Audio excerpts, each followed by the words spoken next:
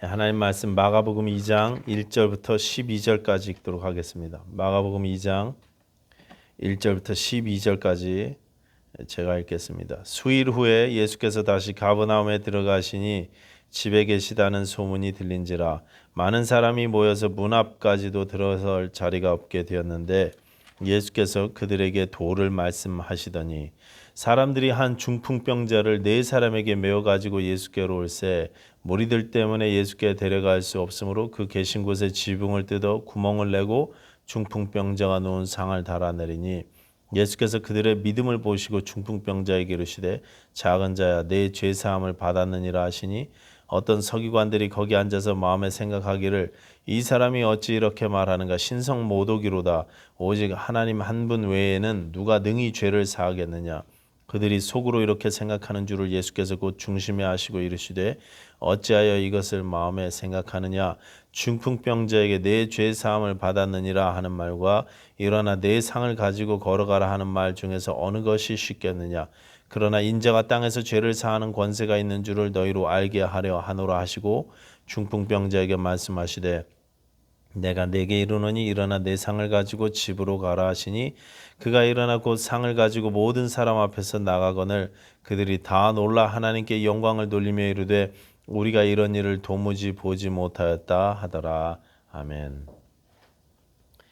자, 오늘 본문 마가복음 2장 1절부터 12절 말씀을 가지고 내 죄 사함을 받았느니라 하는 제목으로 설교하도록 하겠습니다. 자, 오늘 본문은 예수님께서 갈릴리 전도여행을 마치시고 다시 우리 예수님 사역의 중심지였던 가버나움으로 돌아오셨을 때 있었던 일입니다. 예수님이 가버나움의 한 집에 계시다는 소문이 들리니까 많은 사람들이 그 집 앞으로 모여들었습니다. 이 집은 아마 베드로의 장모의 열병을 고쳐주셨던 그 베드로의 집일 것이다 이렇게 많은 성경학자들이 추정하는 그런 집입니다. 그곳에 어느 정도 사람들이 모였느냐면 문 앞까지도 들어설 자리가 없게 될 정도였다고 합니다. 온 집이 사람들로 꽉 찼습니다. 많은 사람들이 소문을 듣고 여러 가지 이유로 예수님을 찾은 것입니다. 자, 이렇게 많은 사람들이 앉아 있었는데 거기에서 예수님께서 뭐 하셨습니까? 많은 사람들 앞에서 예수님이 뭐 하셨어요? 2절 뒷부분 보십시오. 2절 뒷부분을 보시면 이렇게 되어 있습니다. 예수께서 그들에게 도를 말씀하시더니 도를 말씀하셨습니다. 여기 말씀하셨다는 말은 이 엘라레이라는 단어인데 가르치셨다는 뜻입니다. 예수님께서 도를 가르치셨다는 것입니다. 그러면 여러분 예수님께서 가르치신 이 도가 무엇입니까? 도. 제가 전에요. 이 대전역 앞에서 이 노숙했던 적이 있었어요. 노숙을 며칠 동안 한 건 아니고 거의 하루 정도 이렇게 자면서 누워 있었던 적이 있었습니다. 대전역 앞 광장에서 그랬습니다. 그런데 계속 이렇게 잠을 자고 있는데 어떤 사람이 와서 저를 깨우면서 이렇게 물어보더라고요. 도에 대해서 들어보셨습니까? 강증산 믿는 사람들이죠. 증산도에서 나와서 저한테 전도하려고 했던 것입니다. 제가 이제 호기심에 궁금해 갖고 그 사람하고 이런저런 이야기를 한참 했었습니다. 그러다가 나중에 제가 저는 예수를 믿습니다라고 제 정체를 밝혔더랬습니다. 그랬더니 그분이 저한테 아유 서양 귀신은 찔겨 갖고 그러면서 가더라고요. 여러분 여기 도는 무슨 증산도에서 말하는 그런 도가 아니고 로곤이라는 말이고 요한복음의 로고스라는 말과 뿌리가 같은 단어입니다. 그러니까 예수님께서 말씀을 가르치셨다 이런 뜻인 것입니다. 많은 사람이 모인 그 집에서 예수님은 말씀을 가르치셨습니다. 그리고 예수님이 가르치신 그 말씀이 무슨 말씀인지는 우리가 충분히 짐작할 수 있습니다. 마가복음 처음부터 계속 보아왔던 내용입니다. 은혜의 복음, 권위 있는 새 교훈을 주께서 가르치신 것입니다. 여기 예수님의 가르침은 당시 율법 학자들이었던 서기관들이나 바리새인들의 가르침과는 완전히 달랐습니다. 이 사람들은 보통 토라를 중심으로 한 그러니까 토라, 창출레민신 5권이죠. 이 5권에다가 그 토라를 잘 지키기 위해 무수히 많은 세부 규칙들을 만들어 놓았습니다. 그리고 이들이 나중에 만들어 놓았던 이 세부 규칙들을 중심으로 정결법이라는 무시무시한 규정도 탄생하게 되는 거예요. 이 규정들을 가지고 사람들을 가르쳤습니다. 정결한 자와 부정한 자로, 불결한 자로 나누기 시작합니다. 아예 자신들의 기준에 정결해질 가능성이 없다고 생각했던 세리나 또 거리의 여인들이나 그다음 그런 죄인들은요, 회당에서 축출해 버렸습니다. 회당 공동체에서 축출당하면 그 사람들은 정상적인 사회생활을 할 수 없었습니다. 사회적으로는 사형 선고를 받은 것이나 마찬가지였습니다. 그 사회에서 고립된 생활을 해야 되는 거예요. 그러니 그런 무서운 일을 당하지 않으려면 이 정결법을 지켜 나가야만 합니다. 서기관들이 가르치는 대로 다 따라야만 하는 것입니다. 그런데 문제는 그 서기관들이 가르친 이 정결법이 대개는 율법의 정말 중요한 본질은 놓치고 있다는 것입니다. 율법의 본질은 놓치면서 외적인 행위들만을 강조하는 규정들이었습니다. 서기관들은 그런 정결법을 이런 민중들이, 서민들이 철저히 지키도록 강요했습니다. 그 가난하고 불쌍한 백성들을 일생 동안 그 무시무시한 법 규정으로 묶어 놓더라는 것입니다. 자, 이제 6절에 보시면 이렇게 되어 있습니다. 어떤 서기관들이 거기 앉아서 마음에 생각하기를, 여러분 보십시오. 여기 예수님의 사역 현장에 드디어 그 서기관들이 등장하기 시작하는 것입니다. 2장에 와서야 마가복음에 처음으로 서기관이 등장했습니다. 오늘 본문의 그 집은 부잣집이 아닙니다. 귀족의 집안도 아니었습니다. 서민이었던 어부의 집이었습니다. 병든 자들과 가난한 사람들, 배고픈 사람들, 억압받던 사람들이 모여 앉은 곳이었습니다. 그런데 거기에 그런 분위기와 전혀 어울리지 않은 한 부류의 사람들이 앉아 있었으니 그들이 서기관들이었습니다. 어떤 서기관들? 이 사람들은 예수님이 오늘 본문의 그 중풍병자에게 하신 말씀을 바로 들을 수 있을 만큼 예수님 바로 앞에 앉아 있었습니다. 아마 일찍 와서 가장 앞에 앉아 있었던 것 같습니다. 미리미리 준비하고 와 있었던 것 같습니다. 자, 그러면 이 사람들이 지금 마음에 확 준비를 하고 미리미리 와서 앉아 있으니까 이 사람들이 믿음이 좋은 겁니까? 지금 예수님이 좋아서 은혜 받겠다고 이 사람들이 가장 먼저 와서 이렇게 앉아 있었을까요? 좋은 자리에서. 보통 예배에 일찍 와서 기도로 예배를 준비하는 사람들은 일반적으로 믿음이 좋으신 분들입니다. 보면 어떤 분들은 허겁지겁 그냥 막 분주하게 준비 없이 하나님 앞에 나오는 분들도 있습니다. 전혀 문제의식을 못 느끼고 습관적으로 예배에 늦는 분들도 있어요. 보면 그런 사람들에 비하면 오늘 이 서기관들은 가장 먼저 와서 제일 앞자리에 앉아 있었으니 믿음이 좋은 겁니까? 그렇지 않죠. 예수님을 바라보는 그들의 시선은 믿음과는 거리가 먼 것이었습니다. 뭔가 의도가 있어서 지금 그 자리에 일찍 와서 준비하고 앉아 있었다는 말씀입니다. 여러분 잠깐 제가 서기관에 대해서 말씀드리자면요. 서기관은 율법사 또는 율법교사 이렇게 부르기도 합니다. 원래 유다 나라가 멸망당하고 나서 회복되었을 때, 회복되기 시작할 때 수룹바벨 성전을 세우죠. 제2성전.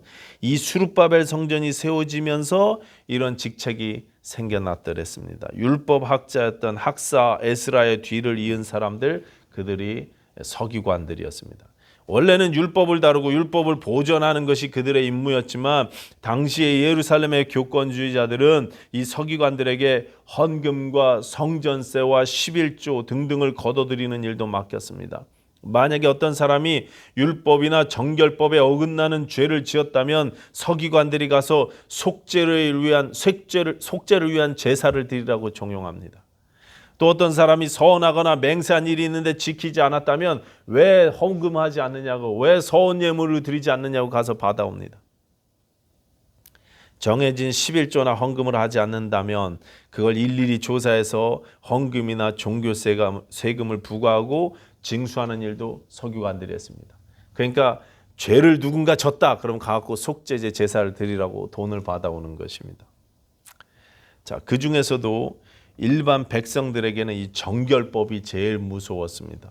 정결법은 삶의 거의 모든 부분을 컨트롤하는 규례였습니다. 삶의 가장 가까이에 있는 법이기 때문에 이게 제일 무서운 것입니다. 더군다나 이 법의 적용은요, 코에 걸면 코걸이고 귀에 걸면 귀걸이였습니다. 툭하면 정결법으로 엮어서 돈을 내라고 이야기하니까 이 무서운 거예요. 백성들은 늘 무거운 빚에 시달리면서 살아야만 했습니다. 거기다 예루살렘뿐만 아니라 로마에도 세리를 통해서 세금을 내야 하니까 이중으로 너무나 이게 과세 부담이 중한 것입니다. 백성들은 늘 무거운 빚에 시달리면서 그렇게 고생하면서 살았습니다. 법과 계명, 특별히 정결법을 잘 지키라고 강요하던 자들이 바로 서기관이었는데, 심지어 이 자들은 자기들은 그것을 지키지 않으면서 남에게만 특별히 가련한 백성들에게만 그렇게 강요했습니다. 그래서 우리 예수님께서 그들을 그토록 무섭게 책망하신 것입니다. 누가복음 11장 46절에 이렇게 말씀하십니다. 이르시되 화 있을진저 너희 율법 교사여, 지기 어려운 짐을 사람에게 지우고 너희는 한 손가락도 이 짐에 대지 않는도다. 누가복음 20장 27절도 말씀하십니다. 서기관들을 삼가라. 그들은 과부의 가산을 삼키며 외식으로 길게 기도하니 그들이 더 엄중한 심판을 받으리라 하시니라. 자기들은 손가락 까딱하지 않으면서 다른 사람들을 이 무시무시한 법조항들로 묶어 놓았다는 것입니다. 평생을 이 법 아래 시달리며 살도록 엮어 놓았다는 것입니다. 왜요? 자기들의 이익 때문에, 돈도 벌려고. 가난하고 의지할 것 없는 과부들의 가산마저도 율법으로는 보호해 주라고 이야기한 그 과부들의 재산마저도 보호는커녕 더 빼앗는 것입니다. 이런 규정들을 들이대면서 약탈해 가는 것입니다. 그래서 예수님께서 그들을 그토록 엄중하게 야단치시고 꾸짖으신 것입니다. 이런 서기관들이 지금 예수님이 가르치시는 현장에 와 있습니다. 그것도 말씀을 잘 들을 수 있는 곳에 일찌감치 자리 잡고 앉아서 예수님을 살펴보고 있었습니다. 말씀 듣고 은혜 받겠다고 온 게 아닙니다. 예수님께 배우겠다고 와서 앉아 있는 게 아니었습니다. 이것은요, 지금 그들이 예수님을 조사하기 시작했다는 그런 뜻입니다. 보아하니까 예수란 자가 율법에 반하는 메시지를 전하는 것 같고, 안식일도 준수하지 않는 것 같고, 심지어 부정한 나병 환자를 내쫓기는커녕 그 몸에 손을 대기까지 하셨다는 그 소문을 듣고 이제 조사에 착수한 것입니다. 아직은 그리스도 논쟁이 표면에 드러나지 않은 때였기 때문에 아마 예수님께도 무거운 이 벌금을, 정결법에 의해서 벌금을 물으려고 했던 것 같습니다. 다른 사람들에게 해왔던 것처럼 정결법을 비롯한 율법 조항들을 가지고 예수님을 얽어매려고 했던 것 같습니다. 그래서 조사를 시작한 거예요. 그때 마침 한 중풍병 환자를 사람들이 침상채로 예수님께 데리고 왔습니다. 혼자 들기 어려우니까 4명을 선발해서 그 4명이 침상채로 데리고 왔습니다. 그런데 모여있던 사람이 너무 많았죠. 예수님 앞으로 가까이 데려갈 수가 없었습니다. 그래서 어떻게 합니까? 예수님이 한참 말씀을 가르치시고 계시던 때에 이 사람들이 옥상에 올라가서 지붕을 뜯고 구멍을 내서 그곳으로 이 중풍병 환자를 줄에 달아서 침상채로 예수님께 내려보냈습니다.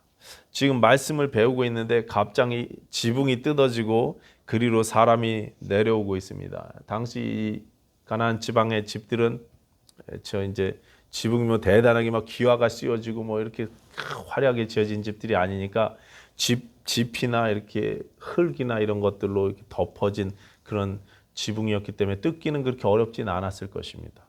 그래도 집이잖아요. 멀쩡한 지붕을 뜯어갖고 사람들이 있는 그 아래로 갑자기 내려왔으니 다들 좀 놀랐을 것입니다. 예수님 앞으로 내렸기 때문에 아마 예수님의 머리로 어깨로 흙이며 지푸라기며 다 떨어졌을지도 모르겠습니다. 이 먼지들을 예수님이 다 뒤집어 쓰고 앉아 계셨을지도 모릅니다. 그런데 이렇게 당황스러운 순간에 예수님께서 어떤 반응을 보이시느냐, 우리가 이거 오늘 좀 봐야 된다는 것입니다. 5절 보시면 이렇게 되어 있습니다. 예수님께서 그들의 믿음을 보시고 중풍병자에게 이르시되 작은 자야 내 죄 사함을 받았느니라 하시니, 예수님이 역정내지 않으십니다. 화내지 않으십니다. 거부하지 않으셨습니다. 왜 내 일을 방해하느냐고, 너 때문에 설교가 중단됐다고 짜증내지 않으십니다. 저 지붕 지금 불어났는데 저거 어떻게 할 거냐고 야단치지 않으셨습니다. 오히려 죄 사함을 선언해 주시고 병도 고쳐 주셨습니다. 여러분, 그렇습니다. 우리 예수님은요, 언제나 환영하시는 분이십니다. 여러분, 이 사실을 평생 잊지 마시기 바랍니다. 예수님은요, 언제나 환영하시는 분이십니다. 우리가 주님께 간구할 때 거부하지 않고 들으시는 분이십니다. 우리 기도를 듣고 좋은 것 주시기를 원하시는 분이 우리 하나님이십니다. 거절하지 아니하십니다. 근데 문제는 뭡니까? 문제는요, 우리가 주님께 가까이 나아가지 않아서 문제입니다. 문제는요, 우리가 주님께 기도하지 않아서 문제인 것입니다. 내 필요를 정직하게 간절하게 하나님 앞에 기도하지 않기 때문에 문제인 것입니다. 나아가기만 하면 되는데, 간구하기만 하면 되는데 우리가 그렇게 못한다는 것입니다. 10년 전이죠. 2010년 4월 20일에 멕시코만에서 영국의 석유회사 BP 석유 시추선이 폭발했던 사고가 있습니다. 기억하시는 분들 계실지 모르겠습니다. 그 사고로 현장에서 11명이 목숨을 잃었고 주변 바다에 원유가 어마어마하게 이게 나와서 깊은 바다에서 나와서 오염됐던 그런 사고가 있었습니다. 이 바닷속에 박아놓은 석유 시추관이 터져서 거기서 계속 원유가 흘러나왔습니다. 4월부터 9월 19일까지니까 장장 5개월 동안 하루도 쉬지 않고 그 검은 원유 석유가 계속 흘러나왔습니다. 바다에 그때 5개월 동안 흘러나온 석유가 7억 7천만 배럴, 7억 7천만 리터, 그리고 이 배럴 통으로 500만 배럴이 쉬지 않고 쏟아져 나와서 그 깨끗한 바다가 심각하게 오염되었습니다. 그해 여름에 제가 교회 아이들을 데리고 뉴올리언즈의 태풍 카타리나 피해를 받은 지역에 아직 그때까지도 복구가 안 돼서 거기 청소를 해주고 집을 수리해주는 일을 자원봉사하러 갔던 적이 있었습니다. 거기를 운전해서 가면서 플로리다 바닷가하고 알라바마, 미시시피 또 루이지아나 이 해변가를 쭉 운전하면서 보니까 그 하얀 산호초 백사장들이 검은 원유로 가득 덮여 있었고 주민들이 막대한 피해를 보고 있었습니다. 도중에 주일 예배 시간이 돼서 어느 큰 교회에 들른 적이 있었는데 저는 거기서 깜짝 놀랐습니다. 당연히 그 지역은 바닷가 마을이고 이게 중요하니까 그 문제를 놓고 교회에서 기도하고 있을 줄 알았는데 사람들이 전혀 기도하지 않습니다. 관심도 별로 없는 것 같았습니다. 그건 뭐 나라에서 할 문제고 석유회사 BP 부자니까 거기서 다 알아서 할 문제고 바다에서 고기 잡거나 관광 안내하는 사람들이나 문제지 뭐 우리하고는 상관없다. 다 이렇게 생각하는 것 같더란 말이죠.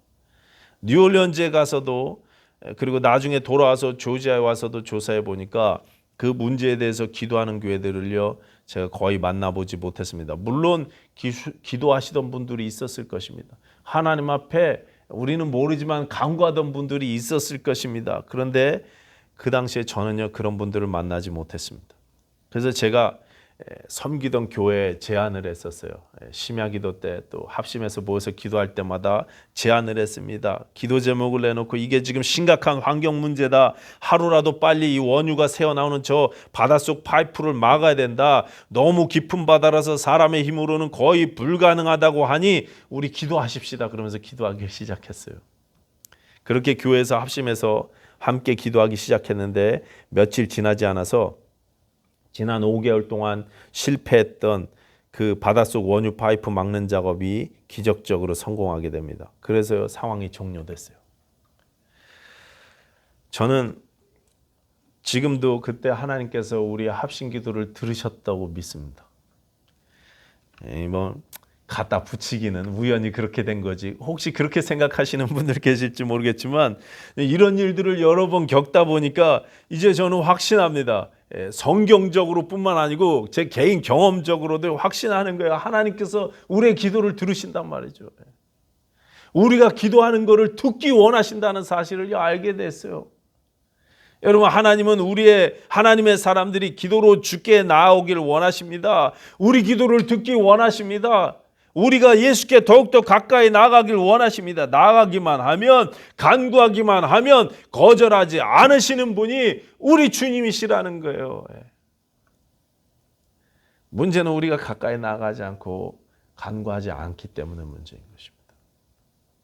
오늘 본문은 그렇게 주께 나온 사람들의 믿음을 예수님께서 그들의 믿음을 보셨다 말씀하십니다. 그들의 믿음, 환자를 예수님께 데려가도록 만든 사람들의 믿음, 그 환자를 함께 메고 와서 지붕이라도 뜯어내렸던 그 네 사람의 믿음, 그리고 병으로 무기력하게 누워 있었지만 예수님의 소문을 듣고 주께 나아가기 원했던 그 환자 자신의 믿음, 그들의 믿음 모두를 보신 것 같습니다. 그리고 말씀하십니다. 작은 자야, 내 죄 사함을 받았느니라.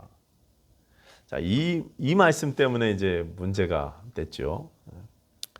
이 말씀을 하시니까 바로 옆에 앉아 있던 그 광경을, 그제까지 광경을 보던 서기관들이 이렇게 생각합니다. 7절입니다. 이 사람이 어찌 이렇게 말하는가? 신성 모독이로다. 오직 하나님 한 분 외에는 누가 능히 죄를 사하겠느냐? 그렇죠. 그들은 하나님만이 죄를 사하실 수 있는 권세가 있다고 그렇게 믿어왔습니다.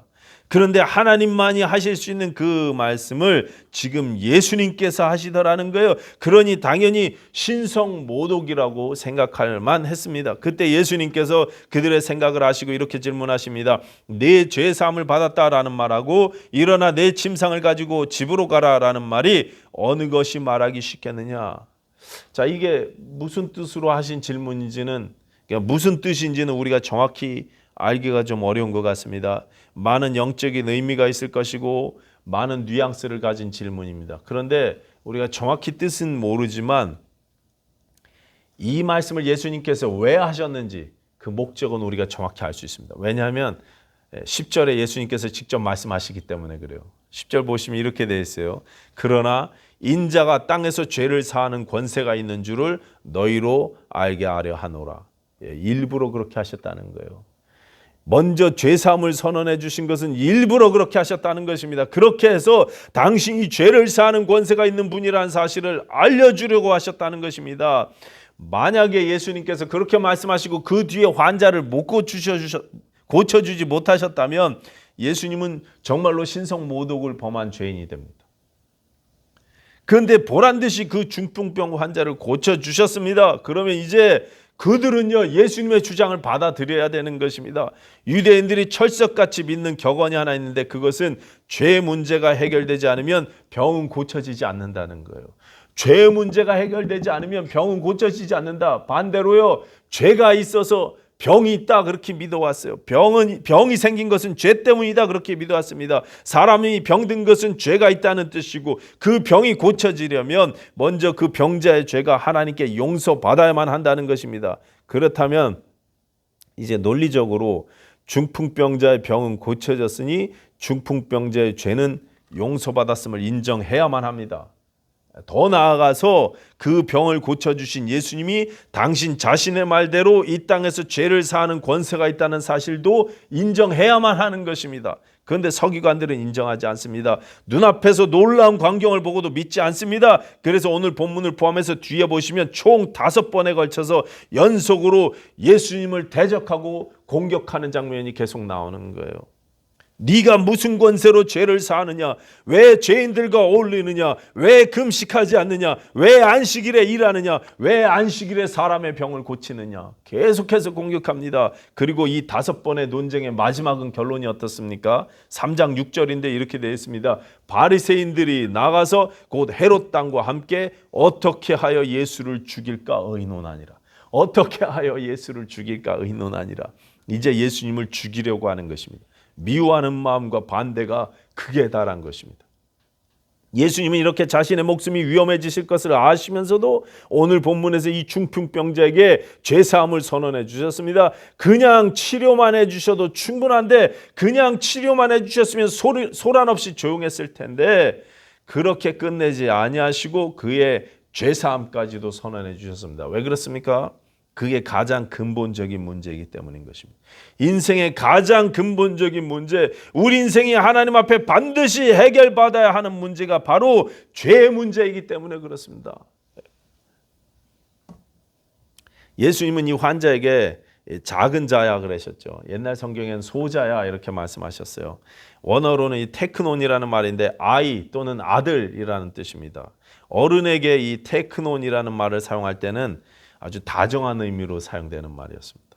사람들은 죄인이라고, 죄인일 것이라고, 죄 때문에 쓰러졌을 것이라고 수군대던 그 사람을 예수님은 한없이 관대하고 부드럽게 대하셨습니다. 그리고 말씀하십니다. 아들아, 네가 죄 사함을 받았느니라. 그리고 그것으로 멈추지 아니하시고 11절에 이어서 말씀하십니다. 일어나 내 상을 가지고 집으로 가라.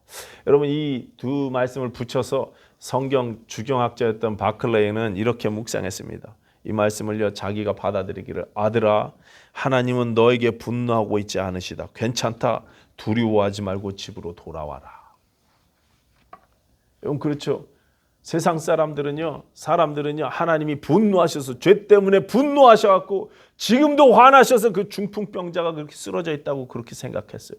그런데 예수님께서는요 하나님이 너에게 화나지 않으셨다고, 네 죄 사함 받았다고, 너는 고쳐질 것이라고 그렇게 말씀하시는 것입니다. 여러분 세상은요 다 네 책임이라고 말합니다. 네가 책임지라고 말합니다. 네 잘못이라고, 네 죄라고 말합니다. 가룟 유다가 예수님을 판 것을 뉘우치고 대제사장들과 장로들을 찾아갔을 때 그들이 뭐라고 이야기했는지 생각나십니까? 마태복음 27장 4절입니다. 뒷부분에 보시면 그들이 이르되 그것이 우리에게 무슨 상관이냐? 네가 당하라 하거늘.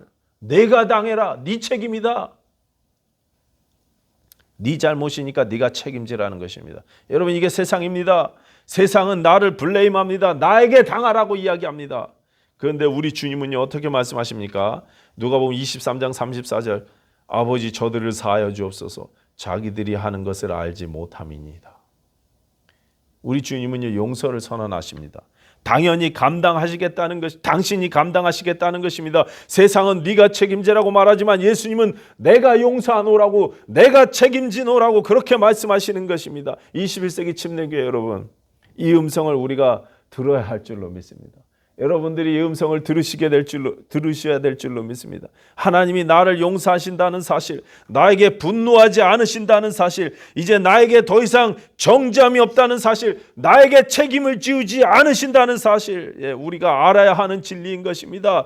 우리 인생에서 우리가 붙잡고 살아야 될 가장 중요한 진리 중에 하나인 것입니다. 용서하시는 하나님, 사유하시는 주님, 내 죄의 책임을 다 지고 가시는 예수님, 내 죄의 책임을 나에게 돌리지 아니하시고 본인이 다 해결하시는 우리 주님.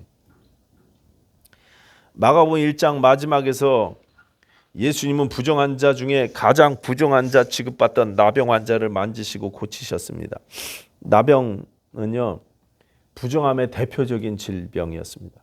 예수님은 만지면 안 되는 부정한 그를 만지시고 고치시되 율법이 아니라 은혜로 고쳐주셨습니다. 그래서 죄로 더러워진 우리를 그렇게 은혜로 정결케 해주시기 원하신다는 사실을 보여주셨어요. 그리고 오늘 본문의 중풍병은요, 이 중풍병은 무기력함의 대표적인 질병이었습니다. 혼자 움직일 수가 없습니다.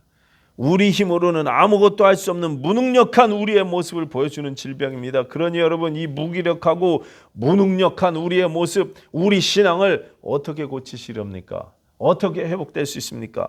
무기력한 우리 신앙, 우리의 가정, 우리의 교회 여러분 어떻게 다시 세워질 수 있는 것입니까? 나병이 은혜로 회복된 것처럼 중풍병도 은혜로 회복되어지는 것입니다. 죄의 공격으로 무기력해진 우리의 신앙과 우리의 교회와 우리 가정이 이들의 근본적인 문제 해결은 용서의 은총을 체험하는 것입니다. 체험하되 계속 체험해야 되는 거예요. 네 죄의 사함을 받았느니라 하는 음성을요 계속 들으셔야 하는 것입니다. 찰스 스펄전 목사님이 하루는 다른 지역의 조그만 교회를 예고 없이 방문하셨던 적이 있었습니다. 그 교회에서 이제 예배를 드리고 있었는데 그 교회는 목사님이 출타 중이셔서 평신도 한 분이 마침 설교를 하고 있었습니다. 근데 그날 설교하신 그 평신도분 설교를 이렇게 들어보니까 찰스 스펄전 목사님이 딴 데서 하던 설교를 카피해서 하고 계시는 거예요. 그대로. 예배가 다 끝나고 교제 시간에 스펄전 목사님이 그 설교하신 성도님께 말합니다. 성도님 오늘 설교에 많은 은혜를 받았습니다. 그러자 이 찰스 스펄전 목사님을 그때 알아보신 그 성도님께서 아유 목사님 제가 오늘 한 설교는 사실 목사님이 했던 설교 한 건데요. 목사님 설교를 카피해서 제가 한 건데요. 그때 스펄전 목사님이 이렇게 대답하셨어요. 그게 제 설교였다는 것을 저도 압니다. 그런데 설교하는 것과 말씀을 받는 것은 다릅니다. 저는 계속 복음의 말씀을 받아야 됩니다. 이렇게 말씀하셨어요. 여러분 우리는요 계속 복음의 말씀을 받으셔야 돼요. 계속 받아야 합니다. 내 죄를 사하기 위해 십자가를 지시사 생명을 주신 그 은혜를 계속 바라봐야 합니다. 그 완벽하신 은혜로 완전한 죄사함이 나에게 임했다는 사실을 계속 의지해야 합니다. 그때 우리가 영적 무기력을 떨치고 다시 일어설 수 있게 되는 것입니다. 여러분, 예수를 바라보시되 계속 바라보셔야 되는 거예요. 예수님께 나아가되 계속 나아가야 하는 것입니다. 기도하시되 쉬지 않고 기도해야 하는 것입니다. 그때 우리가 일어설 수 있습니다. 기억하십시오. 하나님은 우리에게 분노하지 않으십니다. 용서하시고 회복시켜 주시기를 원하시는 좋으신 아버지 되신 줄로 믿습니다. 기도하겠습니다.